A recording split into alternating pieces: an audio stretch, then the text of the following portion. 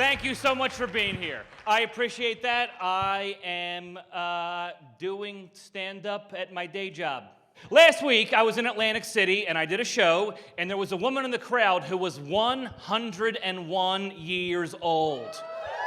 Yeah. After the show, she came up to me, and she said something. No idea what she said. I don't speak 100. But I think she said, great job, and I didn't know what to say, so I mumbled something back, and I think I said, I hope you enjoyed your last comedy show. I just turned 38. 38 is not old. 38, not old. However, 37 was a turning point, and I feel old shit creeping in. I don't think a single day goes by where I don't yell, slow down, it's a parking lot. That's brand new in my life. I use railings all the time now. Last week, my hotel shower had a handlebar, and I'm like, fuck yeah, using that all weekend. I got excited.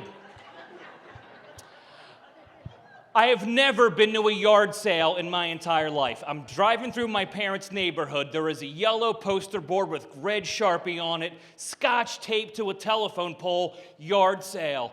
I said out loud to nobody in my car, I'm gonna go see what they have. I know there are older people in this crowd. I know who's here. But I just crossed the point of my life where I will lay down in bed at night, close my eyes, and think, I should have peed.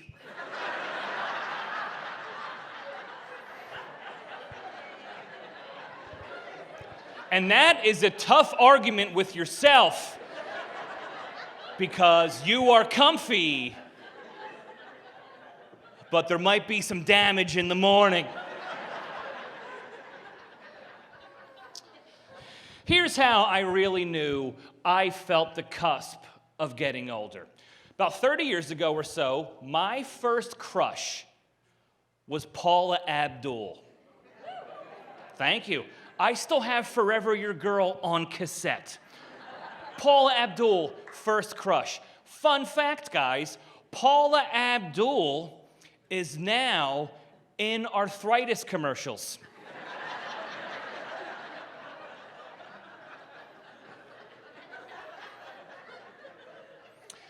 So at 38 years old, I have hit the age where I jerk off to arthritis commercials.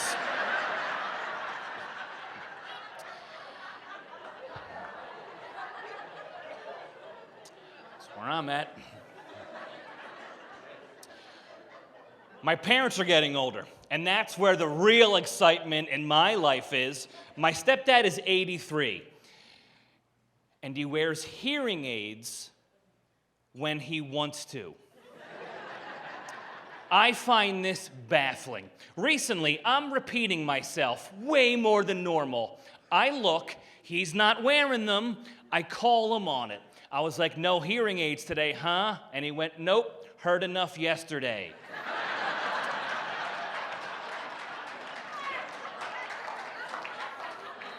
Couldn't even be mad. That's the greatest thing I've ever heard, and honestly, I was just jealous. I heard enough yesterday. Imagine hearing so much dumb shit in one day that tomorrow you have the option to just cut that out.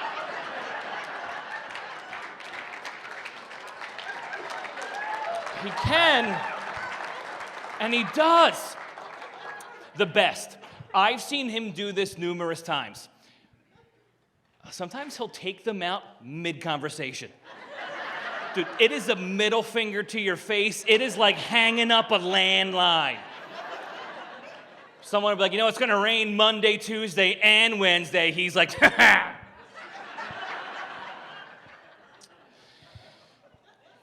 About a year ago, he gave us a very big health scare. He had kidney failure, his heart went wonky, he spent a full month in the hospital, and the first half of that month, he was in a coma. It was a very scary time, But a couple days into the coma, I was able to go visit him.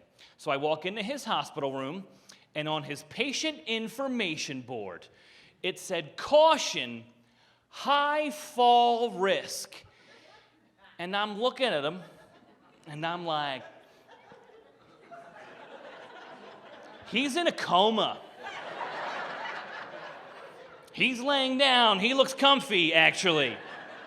I pre-gamed that hospital visit. I'm the high fall risk.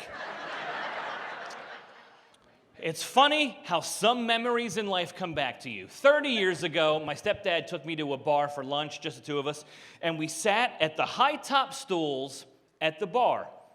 He had a couple drinks. He did not get drunk. He did not get wasted. But he had a couple, and on the way out, I remember him saying, "Don't tell Mom, we just went to a bar for lunch." And I'm like, okay, I'm a young kid. I did not tell my mom. So he spends a month in the hospital. I pick him up and bring him home. I'm driving. He's riding shotgun. He goes, "Where are we going?" And I'm like, "Home." He goes, "No, we're not." And I was like, "Where are we going?" He goes, "Anywhere where I can get one." And I'm like, all right. So we go to a bar. I get him a Tito's on the rocks. He has 2 sips. He is absolutely fucking destroyed. I don't know if you guys are looking for a quick buzz. Kidney failure, solid option.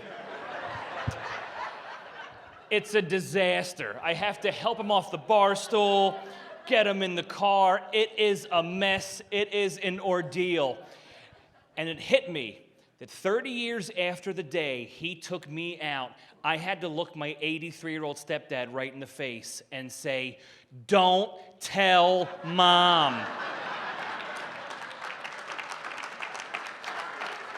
We just went to a bar for lunch. We get in the house, and that motherfucker dimed us out immediately. My mom starts screaming, but only I can hear her because he's not wearing his hearing aids.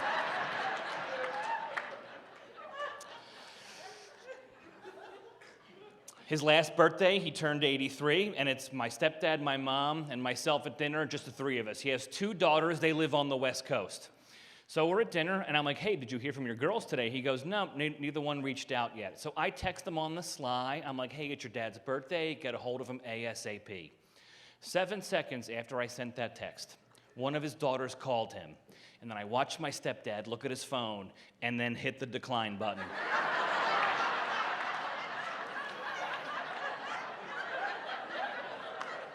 Funniest shit I've ever seen in my entire life. I love watching my parents get older. They love each other, but the older they get, the more content they are doing their own separate thing. Last summer, my mom went to the beach down in Jersey for the day. She sent me a great photo. It was the sun, the ocean, the sand. So I text back, "Looks like a great beach day. Hope you're having fun. Is John, my stepdad, there with you?" And my mom texts back, "No, he's in the ER again."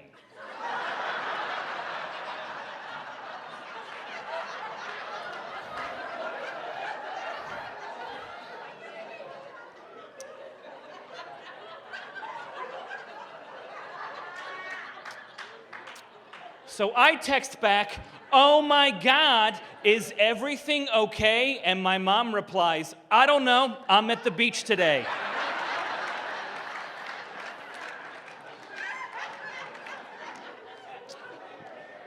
And that's love right there.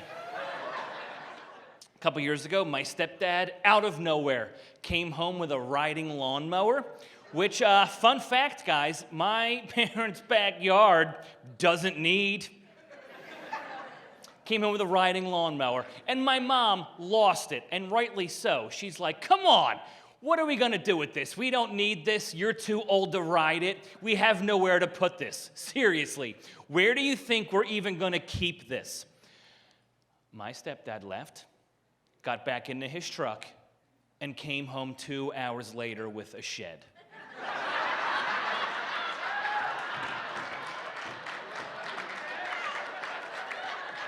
Phenomenal. My mom's great. My mom is not a bitch, but she teeters. That is a slippery slope with her. When I was a kid, I played baseball and I sucked. I suck at sports. I'm well aware. I know I'm not good at sports. I knew then, but I kept playing baseball because I thought my mom wanted me to. So I hit puberty and I'm a man now. And I tell my mom very matter-of-factly, I'm not playing baseball this year. My mom looked right at me and went, good idea.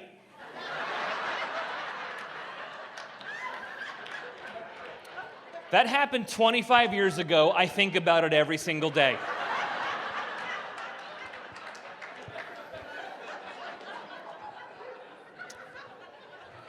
My mom's the best, and I love her, but she drives me nuts sometimes. My mom could take a story as simple as I went to the store and bought apples and make that story 45 minutes long.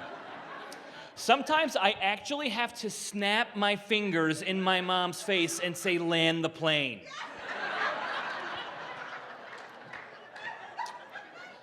But I'm getting older. I'm trying to learn things about myself. You never stop learning about yourself. Whether it's on your own or whether your friends and family help you, you never stop learning about yourself. Recently, I was asked the same question 2 times in one day by 2 separate people that do not know each other. You follow me? Same question 2 times in one day by 2 people that do not know each other. And that question was, do you have Asperger's?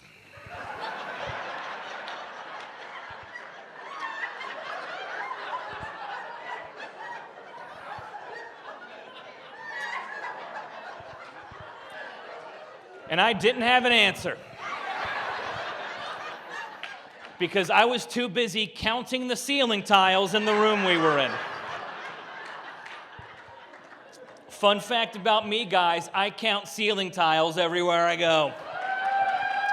Thank you.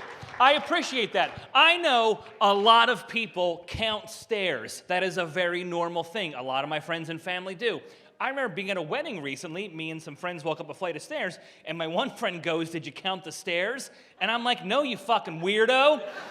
As I'm looking up, like, all right, 6, 12, 18, 24 on that landing. There's 6 landings. Self-diagnosed, of course. I don't have an answer, nor do I care. However, I have self-diagnosed myself with something that I am 100% certain I have. I know for a fact that I have misophonia. All right. I'll fill you guys in. Misophonia is an auditory disorder where certain sounds are annoying or bothersome. But I have certain sounds I hear that make me want to murder people. I work in that restaurant. If I can hear you chew within an arm's reach, it should be legal for me to take a fistful of quarters out of the register and launch them at your skull. There is a woman that comes through here who pronounces the L in salmon. I hear it in my sleep. I can't watch basketball. All I hear are squeaking shoes. Did you ever hear somebody jingle their car keys one room over? You're like, find a fucking new place to live, you animal. I have a lot of sounds that bother me. But through this self-diagnosed misophonia, I have discovered that I hate a very specific type of person. I hate, and I mean hate, people who walk around indoors holding wind chimes. I will explain. I was in a store recently, and there was a woman, a fellow customer, who was purchasing not one, but 2 sets of wind chimes. And rather than take them to the cashier up front and say, hey, I'm going to purchase these, can you keep these back here until I'm done? This horrible bitch walked around the store holding 2 sets of wind chimes. It was the angriest I've ever been in my entire life. I have failed college courses, I have missed flights, I have slept in airports. Nothing compared to the rashes and the back sweat I had when that horrible human being was walking around indoors holding wind chimes. Wind chimes outdoors, peaceful, relaxing. Wind chimes indoors, fucking homicide. There is a sound that has been determined by doctors and scientists to be the worst sound on the human ears. And that is the sound that women make when they haven't seen each other in a long time.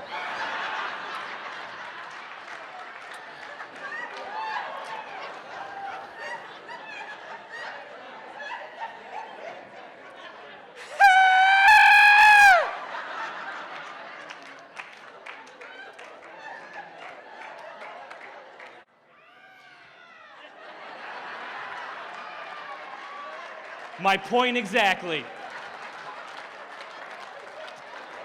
How is that possible? And that is so unnecessary. Went to the eye doctors recently. My appointment's over. Everything went well. Thank you for asking. It's me and my eye doctor in the dark little room. And before she lets me out, she goes, "Can I tell you something?" And I'm like, am I gonna fuck my eye doctor?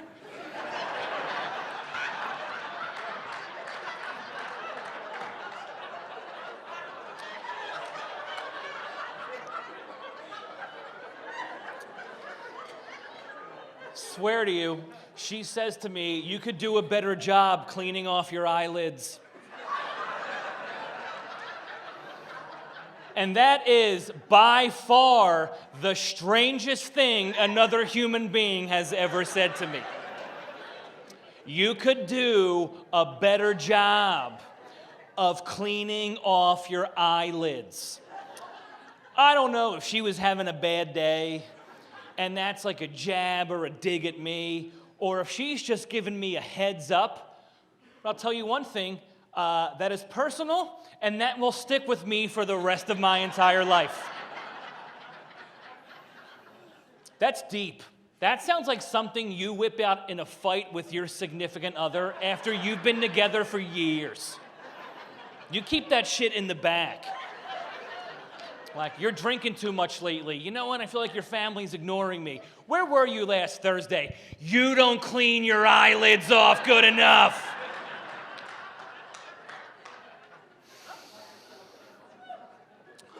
I have a lot more free time on my hands now because I got my glasses tightened. Thank you. To some people, that makes no sense at all. But if you wear glasses and they've ever been loose, you know exactly what I'm talking about. If your glasses are loose, you are doing this every 7 seconds, every day, all day. It is a life-consuming endeavor, and you cannot look down. It's not funny. You're walking with friends, they're like, what kind of dog is that? You're like, I'm not looking. What kind of cloud is that? That's what I'm looking at. Recently, I'm running some errands. I pull into a shopping center and I see a Lens Crafters in the corner. So I was like, you know what? Today's the day. I'm getting these fixed. They've been loose for 3 years. Today's the day. I go into Lens Crafters, associate greets me. He goes, what can I help you with? I go, hey man, these are really loose on the left-hand side and they always slide off my face. Can you just tighten these for me? And that is a yes or no question.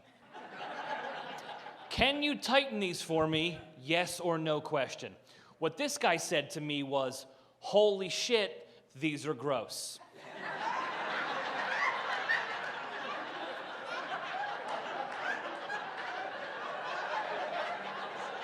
Maybe my eye doctor was right. He's looking at them like he found buried treasure. He's excited. He's like, man, I could do the best the job I can do, but I don't know if we're gonna have the outcome we both want. I'm like, you are not a surgeon.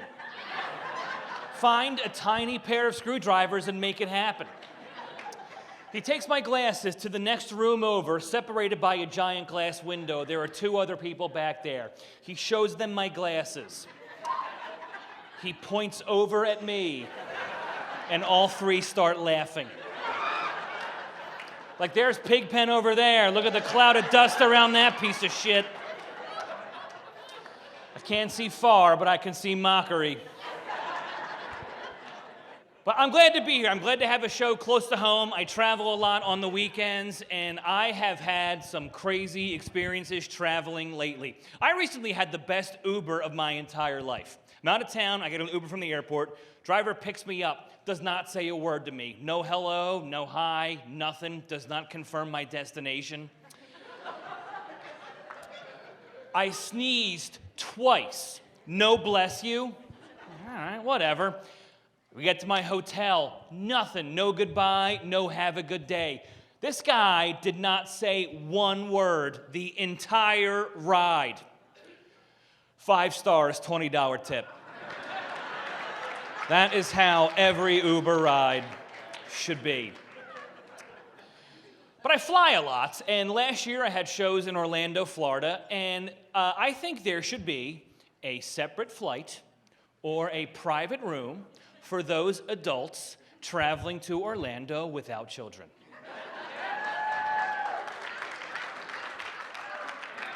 Yeah.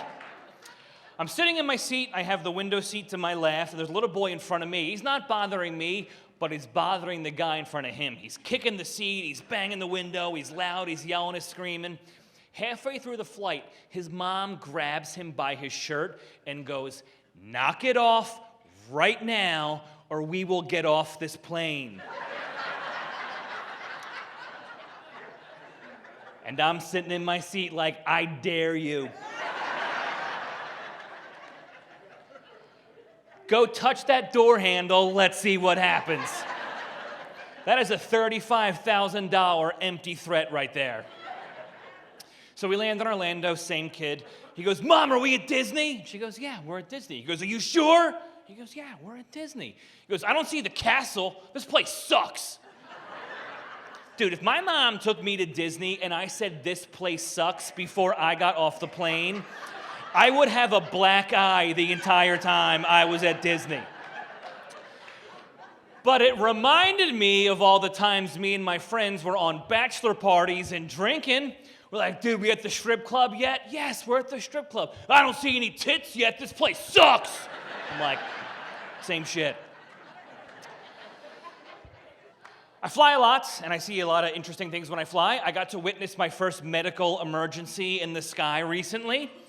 I have the aisle seats, and so does the woman directly in front of me. And halfway through the flight, she stands up, and she falls, and she hits the deck hard. 2 medical professionals run over to her, so she's being tended to. But I am not in the medical profession, and I can't do anything. And I feel like a piece of shit for not helping. I looked down at her right next to me, went, and went right back to my crossword puzzle.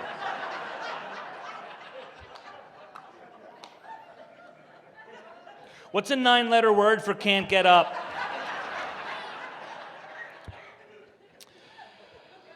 My first time ever experiencing this on a plane. When there is a medical emergency on board an aircraft, there is more than one victim. We are all victims because the beverage cart does not come around. I tried to order a drink over her. I was near the front of the cabin. The flight attendant sees me, we make eye contact, and I raise my hand. She goes, "What do you need?" I was like, "Tito's and Club." And then she's like, "I can't." And I was like, "Why?" And then she points at her. I'm like, "Not my problem."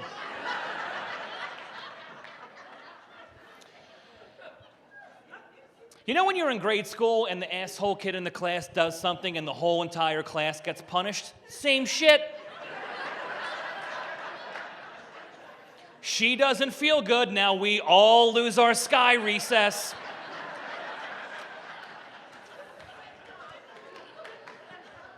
And don't get me started on how Little Miss Doesn't Feel Good got to leave the plane first. I had a connecting flight. Go ahead, wobble. We'll all just wait. I had a very interesting flight last year. I'm on the plane. I have the window seat. The window seat is to my right arm. The middle seat next to me is open. Somebody is in the aisle seat. The plane is getting full, and me, an aisle seat person, hope nobody sits in between us. The last passengers start to board the plane, and I noticed a particular gentleman walking on board does not have a right arm. And I'm like, right here, buddy.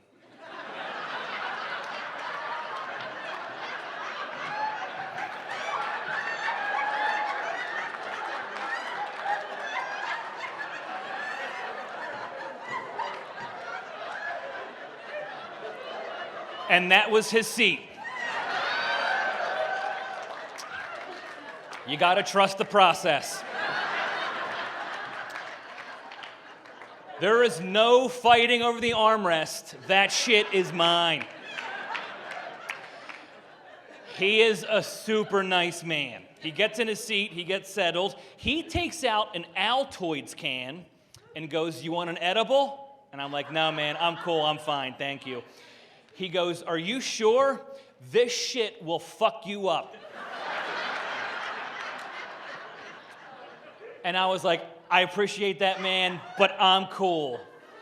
And then he took 5.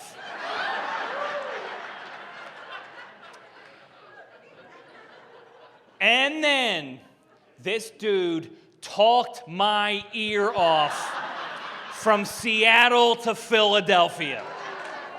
That is a cross-country flight. What he lacked in arm, he made up for in word. He did not stop talking. He told me his whole entire life story. He's flying home for a funeral, and on his tray table, on his laptop, he's actually watching old childhood videos to show at the memorial service. And I couldn't help but notice that on the videos he's watching, he had not 1, but 2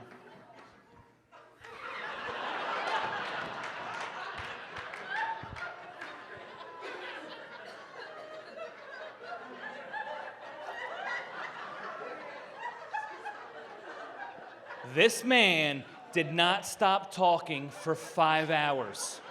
He told me his life story, but neglected to tell me the one fucking story I wanted to hear. Trying to eat healthier, trying to change my lifestyle a little bit. I used to eat a lot of fast food on the road because it's convenient for the most part. Not too long ago, I'm in Arlington, Virginia, and the only place open at 1:30 a.m. was Domino's. So I said, fuck it, I'm getting Domino's. And that should be their motto.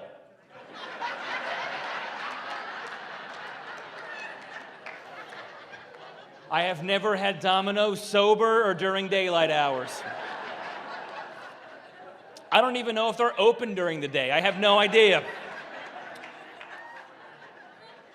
But I'll tell you, they should only be open from 10 p.m. to 4 a.m. 1:30 in the morning, lights are on, sign says open, so I pull on the door, but it's locked, and it makes that unmistakable lock sound, boom. So I call from the sidewalk. Young girl answers and goes, Domino's, my name's Megan, how can I help you? I go, hey Megan, you guys still open? She goes, yup. I'm like, cool, I just want 1 order of cheesy bread, please. And then she goes, what's your address? And I go, Megan, I'm here. And she looked up, and I waved.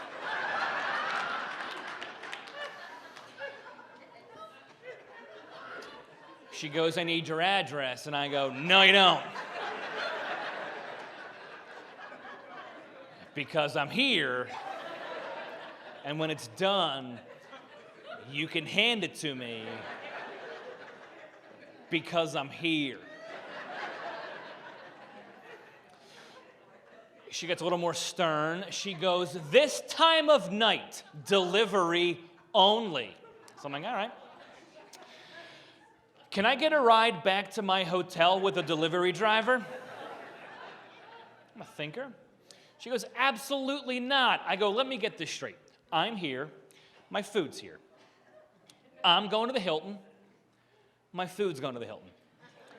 But me and my $5 cheesy bread have to take 2 separate vehicles to get there. And she goes, that's correct. And that's when I lose it. I go, Megan, we have a problem. She goes, what's the problem? And I go, your commercials are bullshit. Fun fact, guys, Megan in Virginia has nothing to do with the Domino's commercials that we see on television. But she is about to get an earful. I go, in the Domino's commercials, they show a driver returning to a home because they forgot something, but you, Megan, can't deliver this 8 feet to your left. I'm not wrong. Also, I am standing in front of a giant banner, takes up the whole entire storefront that says curbside pickup, and I'm standing on that curb. It's 1:45 in the morning, I'm drunk, I'm hungry, I want my fucking cheesy bread. I'm not gonna win this. I call an Uber, it comes to get me. And on the way back to the hotel, we are the car directly behind the delivery driver the entire ride back to the hotel. There are 2 cars on the road, me and Domino's. It's a sad pizza parade. We pull up to the hotel at the exact same time. And before we even get inside, I grab the driver. I go, hey man, I think that's mine. He goes, are you Pat? I go, yes, I am. This dude looked right at me and went, I'm sorry, man. Megan is such a bitch. I would have totally given you a ride back here.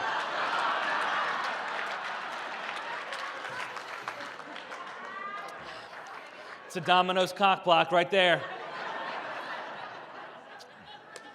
I have encountered some weird things traveling. I was in a public men's room recently that was so dirty, I bought a condom from the machine to put on my fingers to open the door handle on the way out.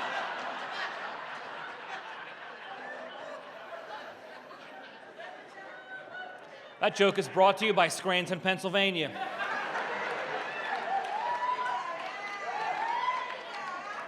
You'd think that'd be the worst part of my day, and I'm gonna say no. Right as I went for the door handle, some guy came in, beat me to it, and then for 2 seconds, all that man saw was me standing there like this.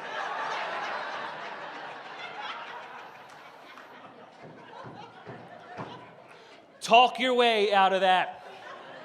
I will never forget that. The condom in the machine was Trojan. Trojan to go. The number 2, the word go, Trojan to go. And that is a dumb name for a condom because I thought they were all to go. I have never been to CVS, Rite Aid, Walgreens, gone to the girl at the counter and been like, oh no, no bag. These are for here.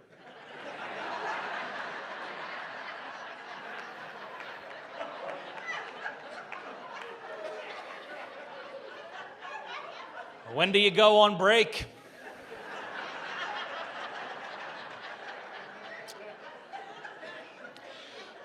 The funniest thing to me about condoms are the expiration date. They give you years. They give you years like they don't have faith in you. All right, let's see if you can get laid by July 2032. Get out there, man. Go make it happen. Also in Scranton, Pennsylvania, I saw a billboard that had 4 words on it, and those words were reduce child abuse death, not eliminate.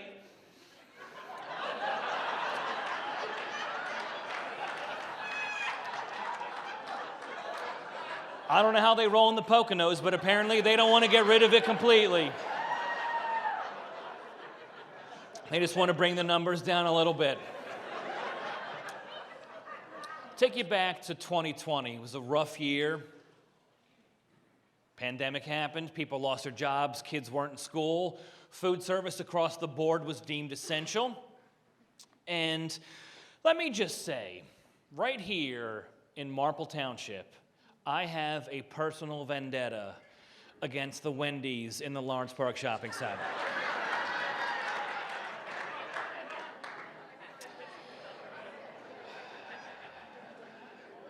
Thank you.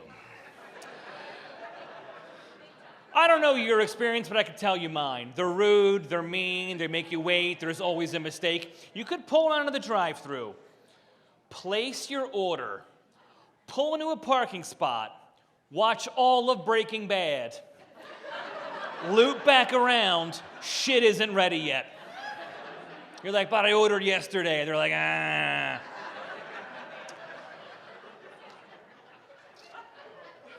So during the pandemic, summer of 2020, I went on the Marple Newtown community Facebook page to air my grievances about our Wendy's. Now, granted, kids weren't in school. People lost their jobs. There was a global pandemic. People are using this Facebook page to navigate everyday life at a very difficult time. But at 3:48 in the morning, I had to chime in with this. I'm well aware things are nowhere normal at the moment, and we're all experiencing hardship and inconvenience. However, there's another issue in our community that requires our attention. And that is the horrendous customer service and lack of mental capacity of the Wendy's staff. It's been subpar for years, but like a dominatrix client, I keep going back for more pain.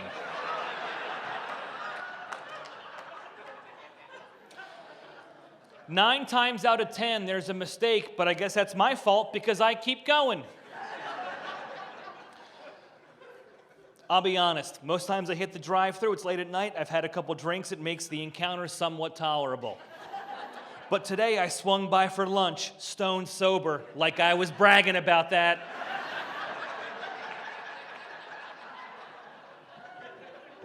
And everything was horrendous.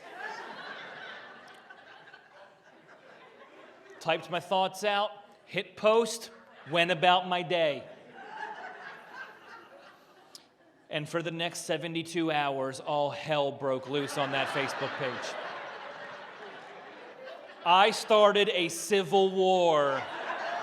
For 72 hours, people were fighting with each other, going back and forth, tagging names, cursing each other out. Hundreds of likes, thousands of comments of people going back and forth, fighting on Facebook about Wendy's. You know how crazy that is? I couldn't read all the comments, but I read a couple. One woman commented, I went to Wendy's yesterday too, and I also had the runs.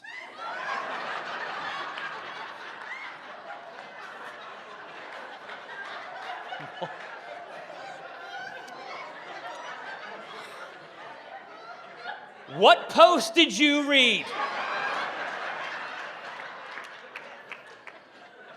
I think we have two completely different issues going on right now.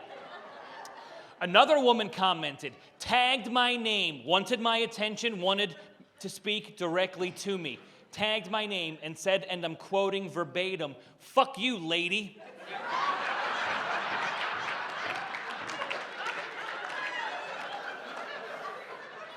This is my profile picture.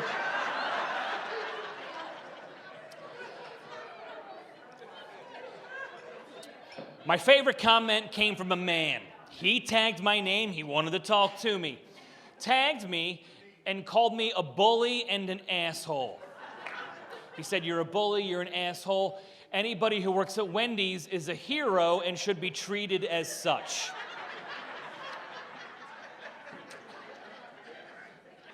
Now, when everything shut down in 2020, food service across the board was deemed essential. So are people at Wendy's essential? Yes, I will give you that all day long. Are people at Wendy's heroes?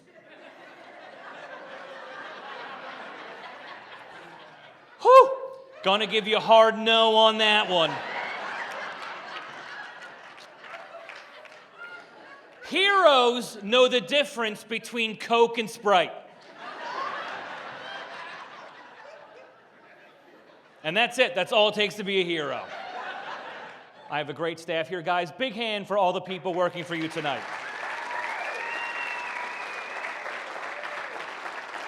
I have the best coworkers on the entire planet and the best regulars, so thank you again for making this happen. Now, excuse me while I talk shit on all you guys.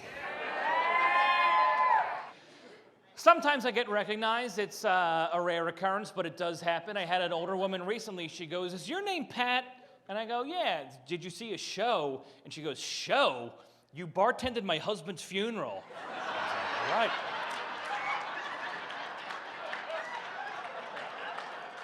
Well, I stand corrected.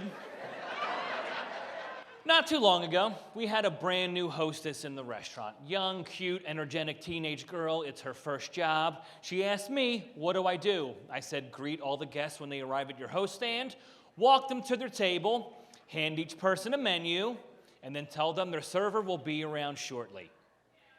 And then I had the honor of watching this girl seat her first table and then try to hand a menu to a baby.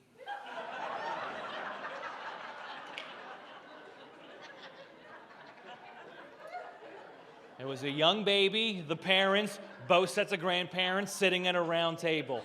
She hands the menu to a couple adults, gets to the baby, and just went for it.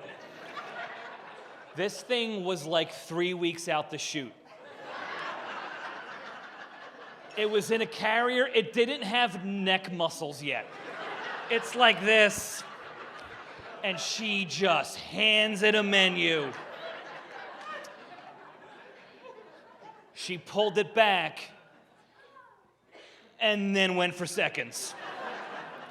I give the family credit. They held it together.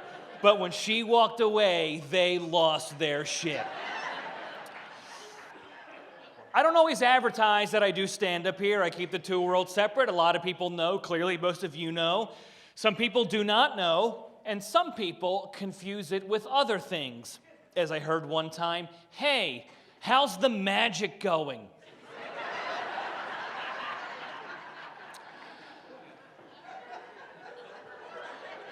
I'm not gonna lie, that stung. A couple years ago, I'm waiting on a table of 3 women. They were regulars, older ladies, and I go up to their table, and they go, "Do you have a song for us today?" And I was very confused. I was like, "Song? No, I don't. Why?" They go, "Aren't you a singer?" I go, "No, I'm not a singer. I'm actually a comic. I'm very busy today, no jokes either, but hopefully you can see a show soon." But then I spent the whole rest of my shift filled with regret. The customer's always right, right? Not true at all. But that's a saying. I wish I had just sang to them. I can't sing for shit, but they asked for it. I wish I gave it to them. Just drop their food off, be like, "All right, 2 Caesar salads over here. We got the burger over here. Let's go." It's 9 o'clock on a Saturday. Regular crowd shuffles in. You asked for this.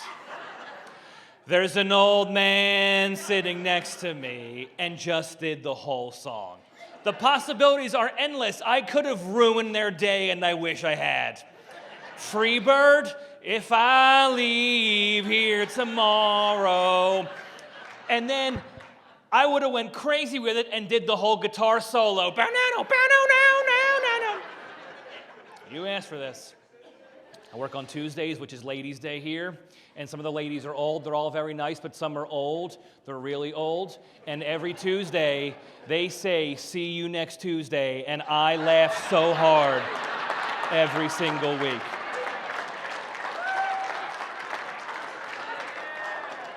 They're the level of old where they don't even know what that means. But they're like, "See you next Tuesday, Helen." I'm like, "Bah!"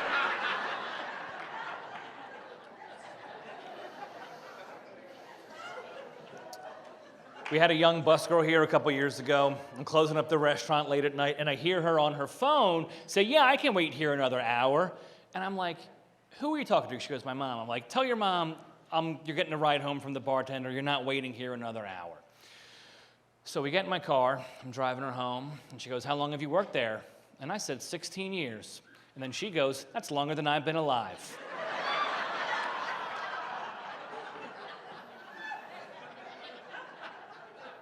Have you ever done a kind deed and immediately felt like a piece of shit? I am just trying to get this young girl home safely. I feel like I'm about to be on Dateline. I am flooring it down Lawrence Road. So I get her to her place, and she's still in my car, and she goes, "Thank you so much. This was so nice. I really appreciate that. Everybody at Paxon is so nice. This was so kind of you. Thank you." And all I'm thinking is, get the fuck out of my car. I'm going to end up on the news. I'll tell you the best customer and the worst customer I ever had here. Worst customer, I'm in the middle of a shift. I have to pee really, really bad. We're busy. I run to the men's room. I am standing at the urinal. I won't get graphic, but I am midstream. I'm peeing. A man comes up to the urinal on my left, looks over, and goes, "I'll take a Miller Lite when you get back out there."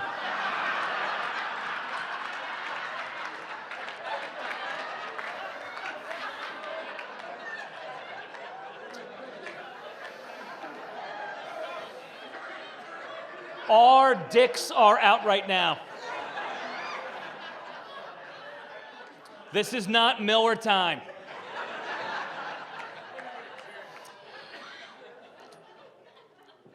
Best customer I ever had here. Picture an old man, guy in his 90s. He was up there. He's in a walker. He's moving slow, but he's by himself doing his own thing. He's fine.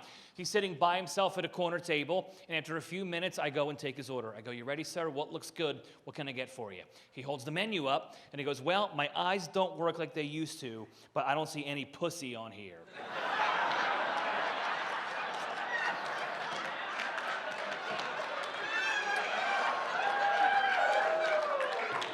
You just got a free lunch, my friends.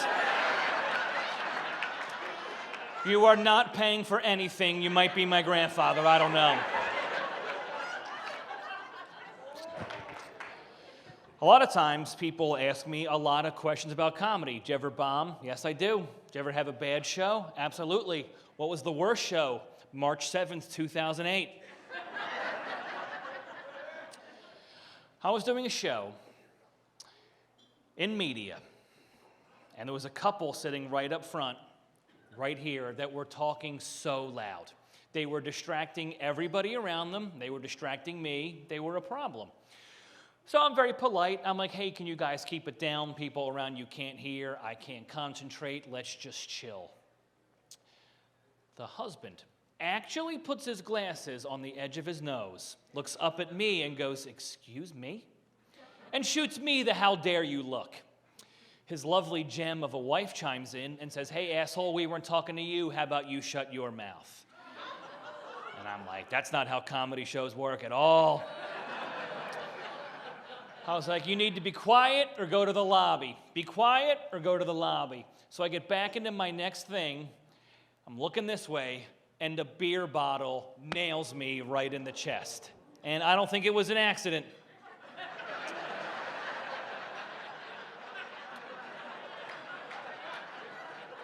I watch Law and Order. Her and I have an exchange of words, and I'm not proud of this, but I dropped the C-bomb on her hard.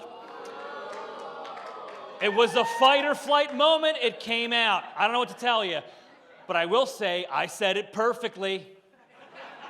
I hit the C like a hard K, like kayaking.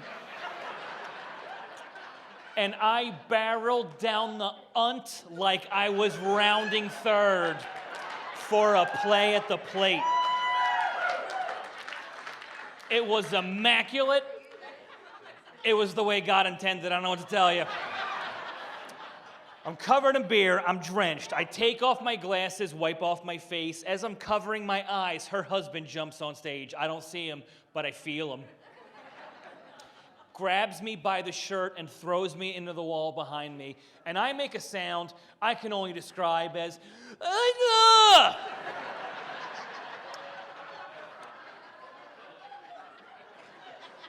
I don't know what's happening. It's chaos, and this is all happening so fast. I open my eyes. I see him right there. His fist is cocked. He's about to hit me, but he doesn't because my dad ran on stage and bear tackled that guy to the ground.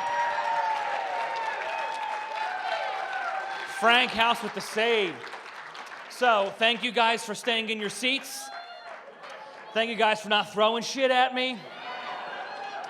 Mostly because my dad's not here. Did a really fun show recently where there was, to my right, against that wall, was a deaf man who came with a sign language interpreter, and it was really cool. I got to see my whole entire set in sign language. I was enthralled. Like, I'm trying to do my set, do my act like I'm doing now, but I can't stop watching this. This is so cool, seeing my jokes in sign language. I get back to my hotel, and like a ton of bricks, it hits me that I missed a golden opportunity to have some fun.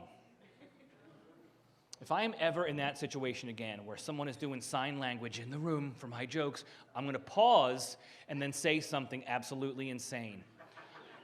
I wish I had just stopped for a second and been like, all right, ever jerk off on a bear's face?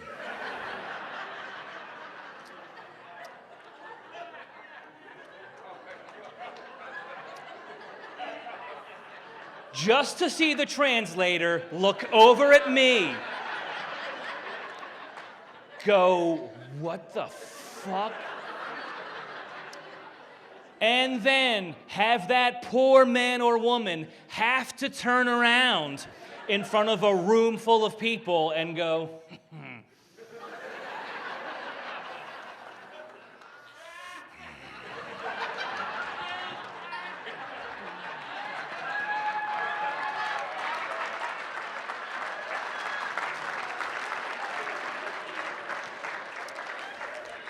I don't know sign language, but I think that's how that would go down. All right, guys, my name is Pat House. I cannot thank you enough. Thank you so much.